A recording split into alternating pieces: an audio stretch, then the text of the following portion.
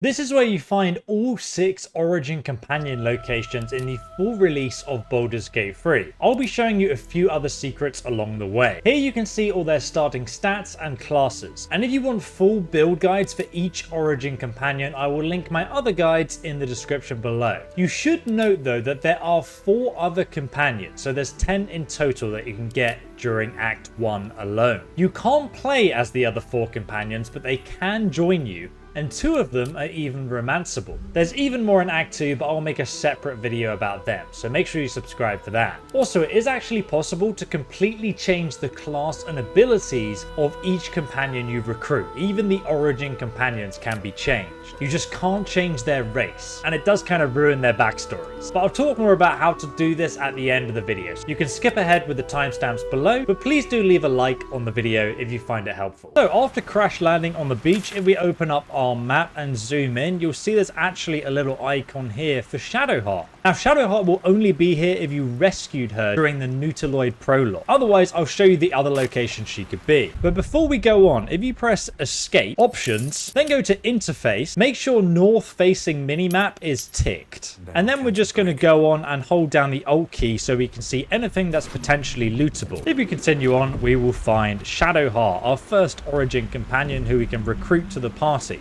You're alive. Now Shadowheart has joined our party and we can carry on. If we hold down Alt, you can obviously see all the stuff that you can loot on the beach. Now, some of the stuff you see here is just going to be junk. If you look at the item's value to weight ratio, it's a good way of telling if you should bring it with you or not. If we loot this bag over here, we can go ahead and right click on it, and then we can say pick up.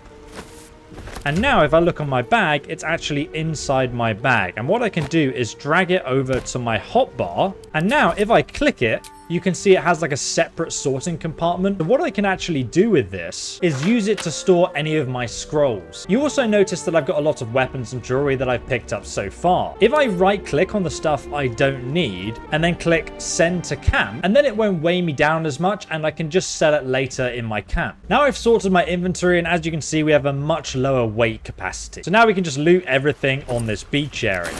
Right here you can see some buckets of food. Any food that we can find can be used at our camp to rest. So make sure you pick up all the food you find. All these containers have randomized loot inside, so they're not necessarily always going to be the same for each playthrough. Looking at the map, you can see I've walked all the way from the bottom of the beach, looting everything as I go, following the sea to our right. And now we're at the overgrown ruins right ahead of us. And this is actually the second location you can find Shadowheart. She'll be standing just at this ancient door here, which is currently locked. There's another way into this ruin from above though. So we're going to go over here to this ancient sigil. This is a fast travel point you can use to come between the overgrown ruins and anywhere else on the map. But make sure you unlock it, because if you don't, it's going to take you longer to get back here. Now, since I'm a thief, I could actually lockpick this, but I'm not going to. Instead, we're going to come through the cave here to the left. And we're going to experience our first combat encounter with these intellect devourers here. So we're going to take out both of these intellect devourers in combat. After we've killed them, we can go ahead and loot them. As you can see, this one has a intellect devourer brain, which can be used in alchemy to make a potion. The game will tell you when something can be used in alchemy. Now we can head on into this area, and you can see Shadowheart is currently quite low health. So if we press the camp and resting menu on the bottom right here, we can click this button at the top that says short rest, 2 out of 2 available, and then we recover half of our hit points. Now, if we actually jump up here, there's a hidden chest that we can go ahead and loot, and there's also a dead mind flayer. And these guys usually have either throwables or a few gems on them, so we can take those. And then we can head back down here. And if we cross over the way, there's another throw to loot. The rapier is actually really good dexterity scaling weapon, so we'll take that. And then we press tab, we can actually give it to our rogue. And then we can climb up the other side here, and there's another dead mind flayer to loot. So we'll take this. And now we'll climb back down, and we're going to go to the west. You can see west on the compass there for orientation. There's another dead intellect devourer outside, and we're going to find a few containers right next to the coast here. There's also some ingredients along the shore that you can loot as well.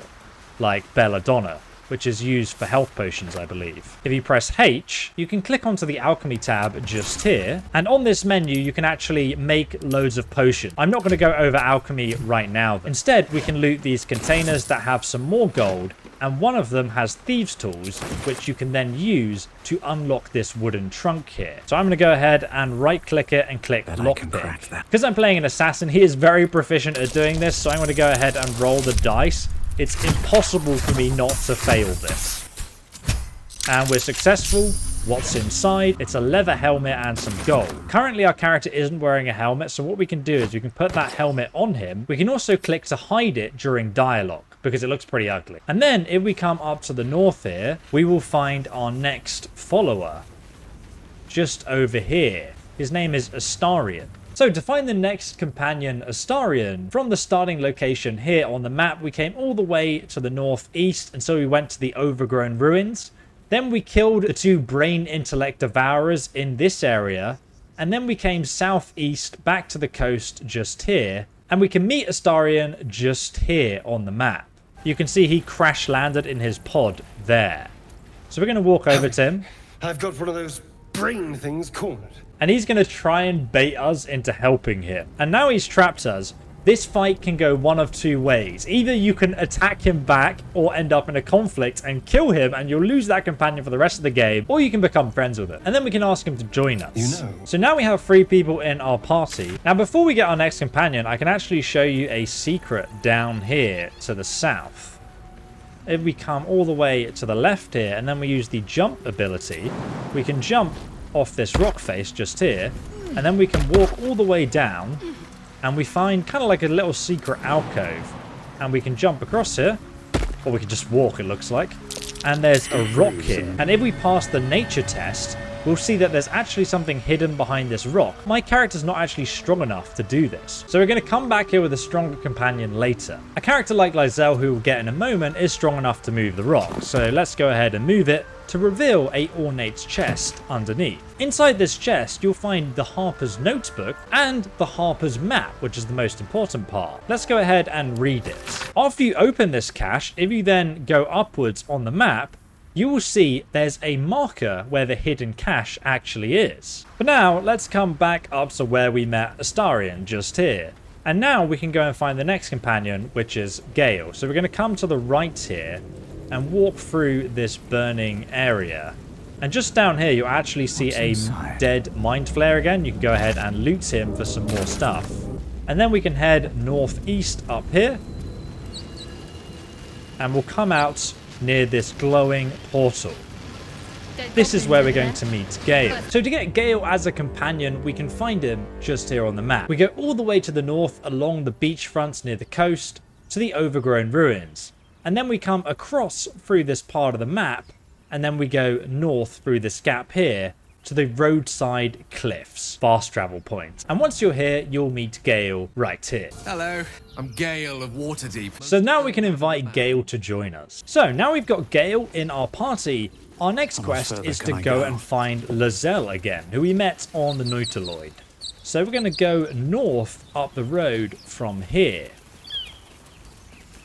all the way up here, and then we're going to find who's this? It's Lae'Zel in a trap with some tiefling. Again, if I look on the map to find Lae'Zel, she's literally just north from the roadside cliffs where we found Gale, just up here.